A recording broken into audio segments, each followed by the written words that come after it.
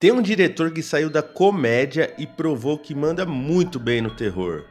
Mas calma que não é esse cara aqui não. Eu tô falando do Zack Cregger, o diretor de Noites Brutais. Ele chegou com esse segundo projeto que pra mim foi ainda melhor do que o primeiro. A Hora do Mal, ou Weapons, é um filmaço. E eu vou te mostrar por quê. Bem-vindos ao Cine 10, seu podcast de apenas 10 minutos sobre filmes e outras coisas do tipo. Dá pra você assistir e dá pra você só ouvir esse vídeo se você quiser. Aí você consegue me encaixar na tua rotina enquanto faz outras coisas. Tipo se você for buscar o seu filho na escola, ou até se você for vandalizar o carro de uma pessoa, ou então se você for quebrar um galho para alguém. Não importa. O mais importante é a gente bater esse papo hoje sobre Weapons, esse novo filme do Zack Cregger que eu me recuso a chamar desse nome genérico que colocaram nele, que é A Hora do Mal em português. Péssimo, né? Vamos de Weapons mesmo, logo depois da vinheta. Dong, dong, dong, dong, dong, dong, down. Yeah. O Zack Cregger é um cara que ele veio da comédia, ele tinha ali um grupo de stand-up e tal, fazia números de comédia, chegou até a escrever roteiro para alguns projetos de comédia. Mas ele ganhou destaque mesmo quando em 2022 ele escreveu esse filme que eu gosto bastante, mas que tem que reconhecer aqui que é um filme que divide opiniões, que é o Barbarian, o famoso Noites Brutais. Eu fiz essa brincadeira com o Jordan Peele no começo do vídeo, porque de fato ele estava querendo se envolver nesse projeto aqui, mas não conseguiu. Depois que o Zack Cregger escreveu o roteiro desse filme, ele foi para uma espécie de leilão entre as produtoras. Todo mundo queria assumir esse projeto porque acharam um roteiro muito bom, né?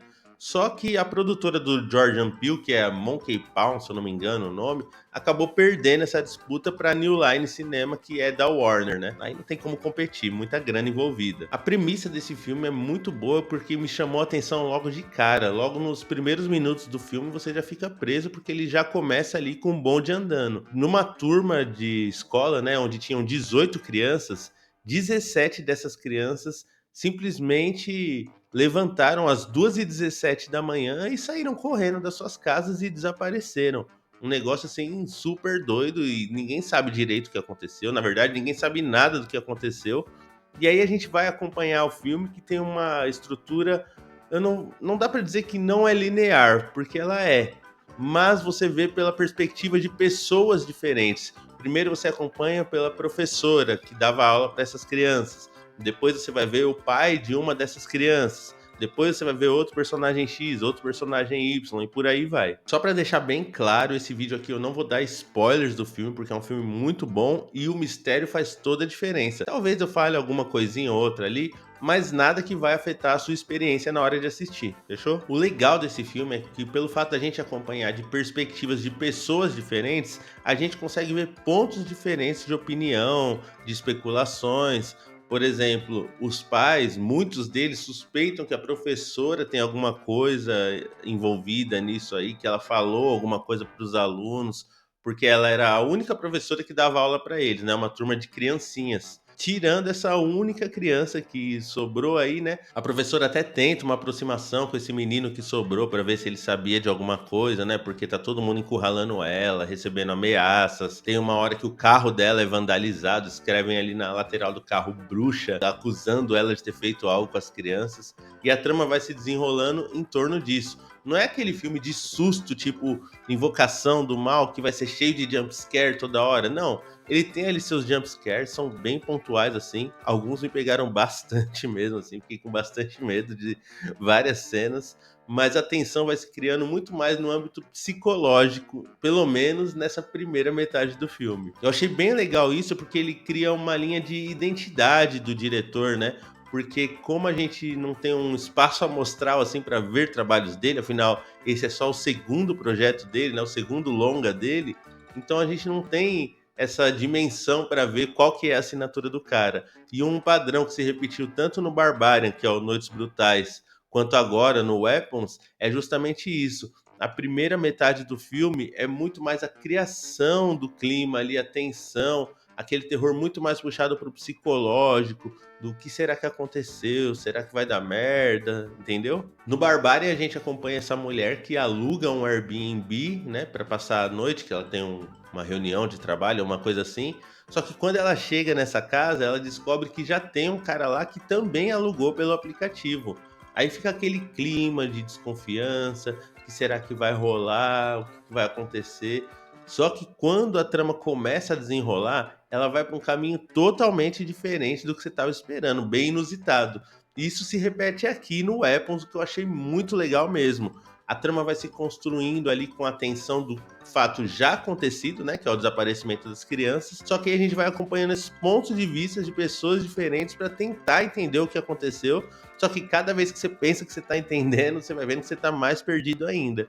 E o negócio só vai se revelando, só vai expandindo à medida que você vai vendo personagens diferentes, né, o ponto de vista deles, de como rolou aquela situação. Inclusive, quando chega na metade final, que se revela, né, o que de fato é o perigo, o que de fato aconteceu com essas crianças, eu fiquei muito surpreso porque eu não estava esperando esse caminho que o filme ia tomar. Outra coisa que ele segue essa mesma linha, né, que eu vejo como uma assinatura do diretor, é justamente isso. No começo do filme ele é muito mais tenso, assim, muito mais sombrio. Só que a partir da tensão revelada, ele tem ali seus elementos de humor, por conta até acho do cara ser um comediante, né? Antes de ser um diretor de terror. Não que é um filme engraçado, que você vai dar risada, que ele tem umas piadocas, não. Mas ele tem elementos ali que você consegue ver aquela veia humorística, aquela piadinha ali, né? Sem comprometer nada, sem parecer forçado, sem nada. A atriz que interpreta a professora, que é a Julia Garner, recentemente está pipocando vários trabalhos dela e ela é uma puta atriz mesmo. Porque você vê que nas cenas dela, ela entrega, você acredita mesmo naquele personagem, você acredita mesmo que aquela mulher tá vivendo aquela situação. Ela fez recentemente a Surfista Prateada no novo filme do Quarteto Fantástico. E também eu vi um filme no começo do ano com ela que chama Lobisomem, que ela interpreta a esposa do cara, né? A protagonista do filme no geral, porque o marido vai se tornando a fera, né? E ela puxa esse protagonismo todo pra ela e manda muito bem também. Ela tem aquela cara de quando tá com medo, você acredita mesmo que ela tá com medo, você acredita mesmo que ela tá no limite. Isso eu acho muito bom, muito marcante. Outro cara que tá nesse projeto é o Josh Brolin, que eu gosto bastante dele. Ele entrou até como produtor executivo do filme, deve ter botado muito dinheiro no bolso com esse projeto aí. Mas é muito legal porque ele interpreta o pai de um dos alunos desaparecidos e tem todo esse arco dele não se conformando com o sumiço do filho e fazendo a investigação por conta própria, apesar da polícia estar investigando, né? Ele sente ali que o trabalho da polícia não é o suficiente e ele começa a ir para cima para descobrir o que está acontecendo e de fato ele vai descobrindo coisas interessantes que vão ajudar no desenvolvimento da trama. A estrutura desse filme é muito bem montada, tem personagens que você acha que eles nem vão ter relevância nenhuma e daqui a pouco o filme te coloca num olhar da perspectiva deles, personagens que você vê passando batido ali que você nem imagina que vai ser importante pro fio narrativo da história, o cara consegue encaixar de um jeito que, meu, fica assim super natural, não fica forçado, tipo uma coisa, muitas coincidências, não, são coisas que estavam ali, elementos que estavam ali o tempo todo e você não prestou a devida atenção, só que depois, num ponto de vista de uma outra pessoa, eles ganham mais relevância. E como eu falei antes, assim como no Noites Brutais, na segunda metade do filme, ele tem um tom um pouco diferente do que teve no começo. A discrepância não é tanta quanto no Noites Brutais, então eu acho que esse filme aqui vai dividir menos opiniões. Tem muita gente que não gosta do Noites Brutais justamente por causa da segunda metade do filme, que muda o tom completamente. Eu, particularmente, adoro. Eu gosto quando o filme chega e subverte uma coisa que ele estava me mostrando, assim, me pega de surpresa. Eu fico muito feliz com isso, porque como eu assisto muitos filmes, tem certas coisas, certos maneirismos que a gente já vê um filme e já fala assim, já sabe mais ou menos para onde está caminhando. Aí quando tem esse elemento que, pum, pega de surpresa, que puxa o tapete, é muito legal. Eu gostei muito de Weapons, eu dou ali uma nota 9, achei muito da hora mesmo. Me recuso a chamar de A Hora do Mal, porque que nome genérico. Nossa, eu até entendo o trocadilho ali com a hora que as crianças desaparecem, 2h17 da manhã, blá blá blá. Mas mesmo assim, muito qualquer coisa. Mas agora parando pra pensar que eu tava até falando com alguns amigos meus, que ano pro cinema de terror, hein? Vários filmes realmente bons de terror esse ano, tô impressionado. Esse aqui é mais um pra conta. Aliás, isso dá um tema pra um episódio, né? Gostei. O próximo episódio de Dragon Ball Z será Filmes de Terror de 2025.